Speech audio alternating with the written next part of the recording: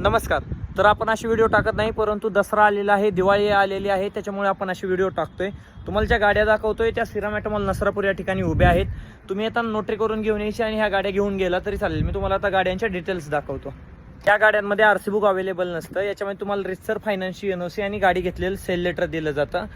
तर आज आपण 3 ॲक्टिवा घेऊन आलेलो आहोत. 2 MS13 मध्ये, 1 MS12 मध्ये. ही गाडी MS13 DX 3168 दिसते. ही गाडी 2022 ची गाडी आहे. या गाडीमध्ये तुम्हाला फायनान्सची एनओसी आणि गाडी घेतलेलं सेल लेटर भेटेल. गाडी सिरामॅट मॉल नसरापूर या ठिकाणी उभी आहे.